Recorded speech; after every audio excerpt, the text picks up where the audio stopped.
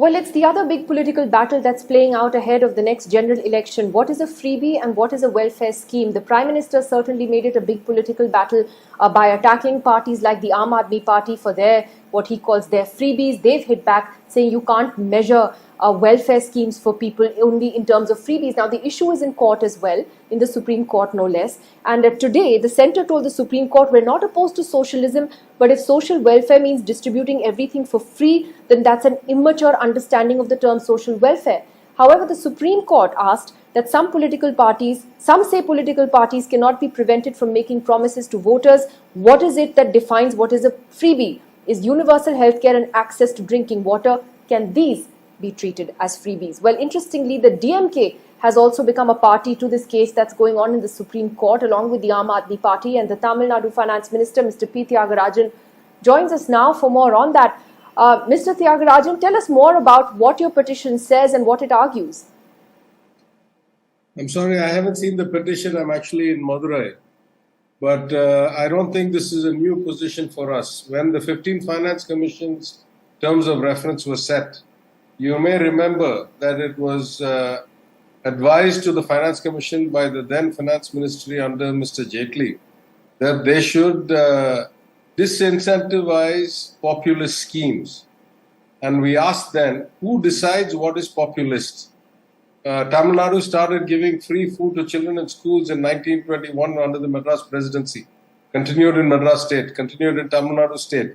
Recently, the Chief Minister has announced free breakfast program on a pilot basis because we found data showing that stunting and undernourishment was happening, especially after demonetization. Is that a freebie? So this notion of freebies, first of all, is very ill-defined. One man's freebie is another man's essential social spending. We made that point to the Finance Commission. Why would we not make it to the court?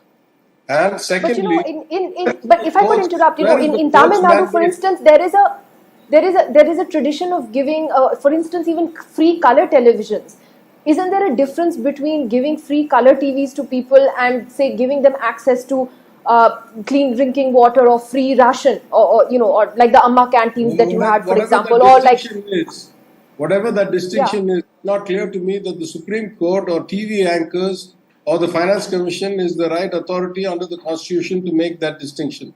The voters will make their minds based on whether they like it, don't like it, they re-elect, don't elect. Who appointed who the savior of the public exchequer? I don't understand what the role of the court is in this. Since when does any country's constitution allow the Supreme Court to decide how the public money is spent? I don't understand the basis on which this discussion happens. But it's there now.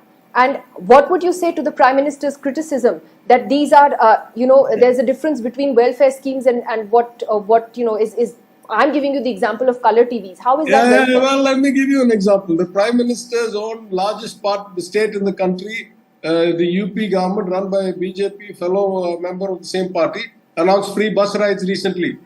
Is the Prime Minister positive or negative on that? Let's leave that. In Tamil Nadu, our predecessor ADMK government decided to give scooters and two-wheelers at half price, 25,000 rupees per person for 1 lakh women, free discount. And the Prime Minister came to inaugurate that scheme. The sitting Prime Minister of this country came to Tamil Nadu to give away 25,000 rupees per person to buy bikes. What was his thinking then? Is that an acceptable freebie? If a two-wheeler to a person is okay, why is not food or why is not a TV okay? Who makes the distinction? So is the next general election going to come down to this? Because ironically, it is the Modi government's welfare schemes that have been a big success in states like Uttar Pradesh and seen as a big reason for why they came back with big numbers in UP this time also, and even in the general election. So is it, you think, a little ironic that criticism is coming from them?